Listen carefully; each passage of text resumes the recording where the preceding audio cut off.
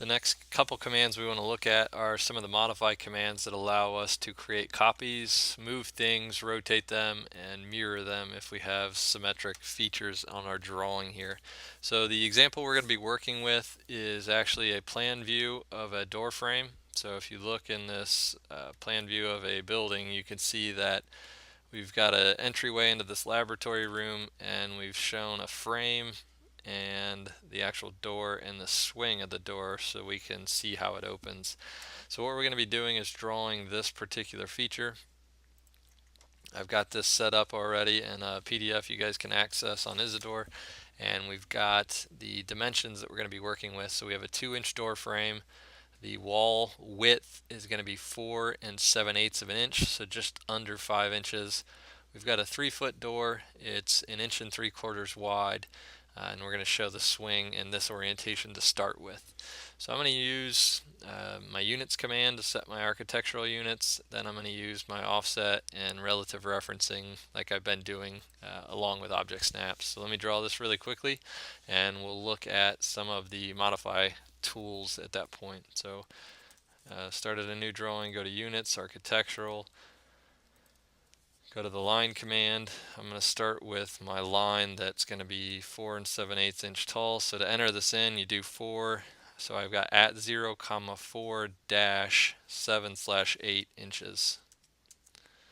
So remember that you can't use spaces. So if you want to do fractions of an inch, it's whole integer inches dash and then the fraction.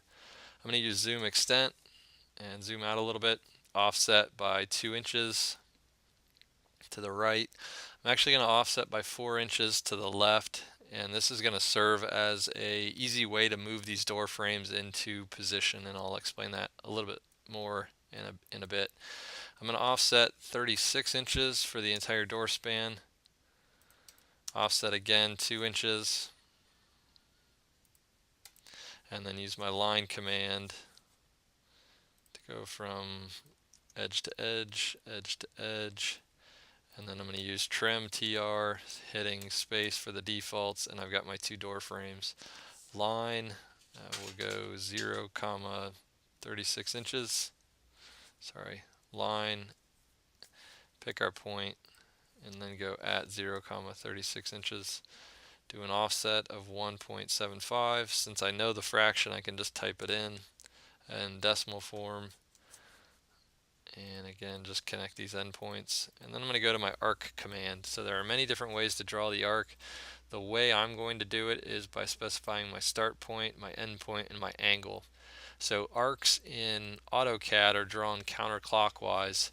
So I'm going to start down here at this end point on my frame, go to my door, and then you can see I can draw it however I want. I'm just going to specify an angle because that's what it's asking me for. 90 degrees to be my included angle there. So I've got my door frame. One thing I might want to do now is to create copies of this so that it resembles all possible orientations for a horizontal wall in the plan view or a vertical wall in the plan view. So you can see we're going to need 8 possible orientations for the door and the swing here. So let's take a look at some of our modified tools. So I'm going to expand this panel here. We've got move, rotate, copy, and mirror. So if I wanted to move a set of objects, I can click on the move command, select them, hit enter, pick a base point, which is just the point you're going to be holding on to with your cursor, and then specify where you want to move it. So here I just moved it to an arbitrary location, but if we wanted to, we could put this into a plan view drawing wherever the door is supposed to be located. If we wanted to create a copy, it works the same way. You select the objects, you hit enter, you pick a base point, and now we can provide a duplicate. So I'm going to select it and use the erase command, get rid of it. If I just wanted to rotate something, let me go back and create a copy. So copy, pick that point, click over there, rotate, select the objects again, specify the base point, which is going to be the point of rotation, and then you would specify the angle. So if for some reason we had a wall that was oriented at 45 degrees, we could create this plan view of a door that's rotated 45 degrees now. So that's how rotate works. Mirror allows us to create symmetric features. So if I clicked on mirror now, and I select my objects and I pick the mirror line. I've actually got polar tracking on, which allows me to just track along angles that I've specified here. And I'm really just drawing an imaginary line, and I want to keep my source object, so I'm going to use the default, which is no there. And you can see I've got symmetric copies here that are mirrored about a particular axis. So that's how the mirror feature works. We've already talked about trim and extend a bit, and offset, which is one of my favorites here. So now let's get rid of these old ones and create the orientations that we need for this door.